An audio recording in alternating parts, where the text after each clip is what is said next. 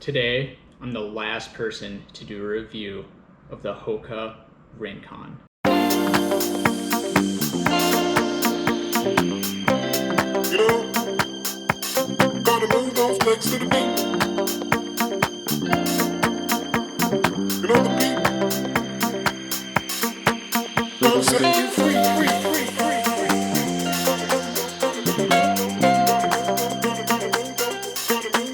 Gonna set you free, free, free. Gotta move those, gotta move those, gotta move those, gotta move those, gotta move those legs to the beat. You know, gotta move those, gotta move those, gotta move those, gotta move those, gotta move those, gotta move those, gotta move those legs to the beat. Gotta move those, gotta move those, gotta move those, gotta move those, gotta move those, gotta move those, gotta move those legs to the beat. You know, gotta move those, gotta move those, gotta move those, gotta move those, gotta move those, gotta move those, gotta move those legs to the beat. Gotta move those, gotta move those, gotta move those, gotta move those, gotta move those, gotta move those, cause the beat gonna set you free.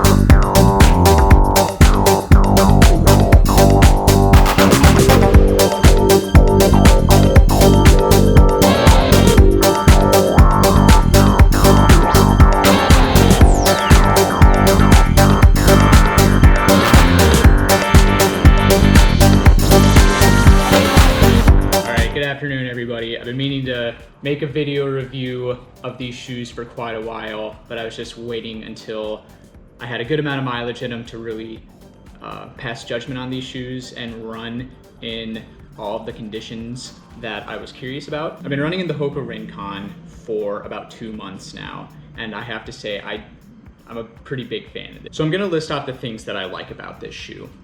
First things first is I love how lightweight it is. It's really light for how big it looks. I think it wears a lot smaller than it looks. I have to admit, this is the first pair of Hokas I ever wore, so it was something that I didn't really quite know what to expect. I know this is one of the little bit more fleet of foot Hoka cushion trainers that they have on the market, so I don't really know how that feeling compares to like a Clifton or a Bondi. But for someone like me that's a 4-foot striker and generally wears smaller shoes than this, and I tend to wear like a 0 to 4 millimeter drop shoe, I believe this is a 5 millimeter drop shoe, I just felt like it pretty much disappears on your foot. I never found the width of the shoe to get in the way of my stride at all. One of the things that I've seen in a lot of reviews about this shoe is that people are worried about the exposed midsole that shows on the bottom of the shoe, and I have to say I haven't found any issues with it. I think a lot of people are worried that having premature wear is going to affect their traction too much, and I just have not found that to be the case. So I have about 140 miles on these shoes. I ran into these on wet pavement in quite a bit of rain, twisty, turny, downhill, smooth pavement, and did not feel like I was lacking any traction at all. And that's with the current condition of this outsole. It's the last run I did on these shoes, and I just think it's a non-issue. I'm not worried about having this premature wear at all. I really don't think it's gonna affect your traction at all. And I just don't really understand what the big deal is with people worried about this wearing out. I think it's really just a cosmetic issue more than anything.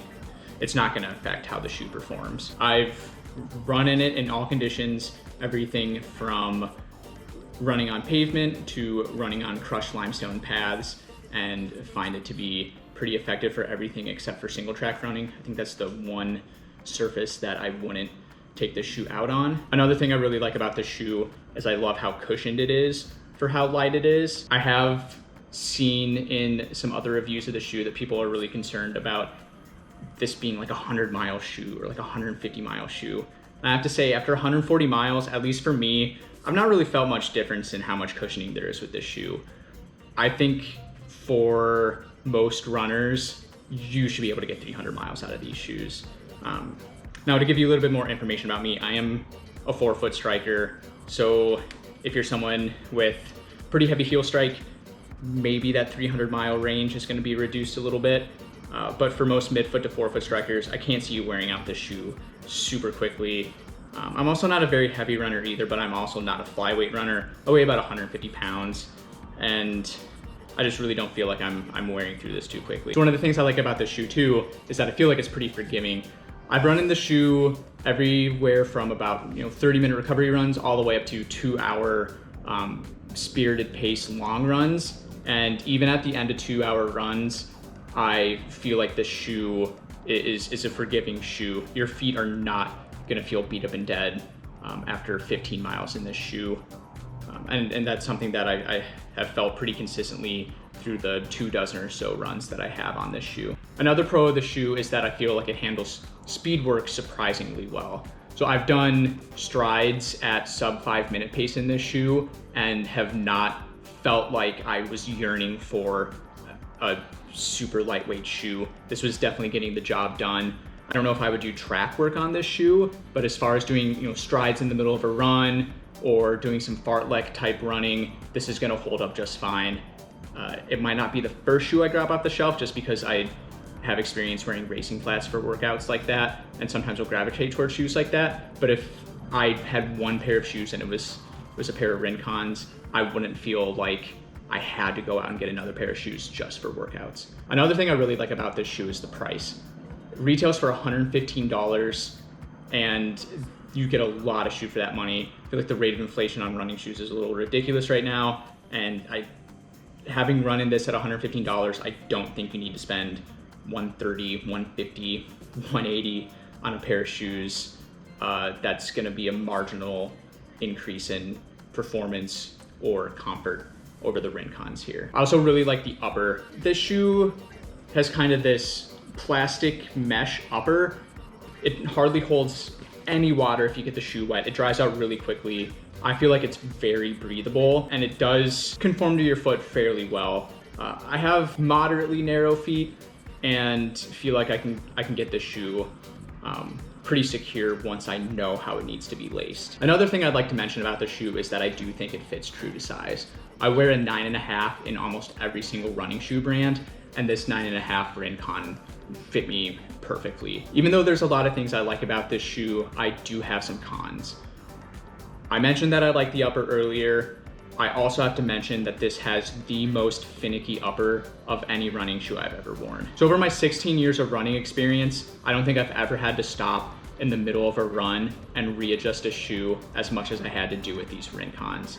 For some reason, I just always felt like I was over tightening at the beginning of my runs when I would lace up, or I had things just way too loose, and I was having a hard time getting a consistent feel. As I got more experience running in the shoe, I do feel like I've learned how to lace these shoes up better, but I've hardly ever had to experience a steep learning curve on getting a shoe to conform to my foot. Since I have a little bit of a narrow, low volume foot, I did have to start lacing up on the highest eyelet when I put the shoe on, and I also really have to make sure that I pay a lot of attention to how the shoe is secured around the midfoot. I did get some blistering in the shoe, and I just have to believe that I wasn't getting a secure enough lock on the midfoot and was letting myself run through those little hot spots you get a little bit too consistently instead of taking the time to put more care into how I was lacing the shoe up when I run. But on the flip side of that token, most shoes I've ever worn, I don't have to put a lot of mental energy into lacing the shoe up. I'm usually able to just put them on, go out the door, and not have any issues. So that's one thing I don't like about this, is the upper's a little finicky. So my grading scale for these shoes is gonna be, would I buy another pair of these shoes, or would I go try something else? And I have to say on this shoe, I don't think I would go to the store and start stocking up on these. I think I would go try something else. The biggest reason why I don't think this is an automatic repurchase for me is just the issues I had with the finicky upper. If the upper is fixed, and I know the Rincon 2 is coming out soon, if the Rincon 2 has a better upper than the Rincon 1, it's gonna be a legendary shoe for me. I really liked this first pair of Hokas. So if they fix the upper on the Rincon 2, I feel like it's gonna be a much better shoe. Like I've been saying in this review, the only thing keeping the shoe from being perfect is just having a hard time getting the upper lock down on my foot. Once that's figured out, and I know the Rincon 2 is gonna have a little bit different upper, but still have, I believe, the same midsole unit, that should be a great shoe, and I'm really looking forward to reviewing that when it comes out shortly. Hopefully this review comes out before the Rincon 2 comes out. Thanks again for watching my review. I hope to have many more reviews in the future, and my main goal of these reviews is I just want to help everyday runners find a shoe that's going to work for them. So thanks again, and I hope to connect with you again in the future.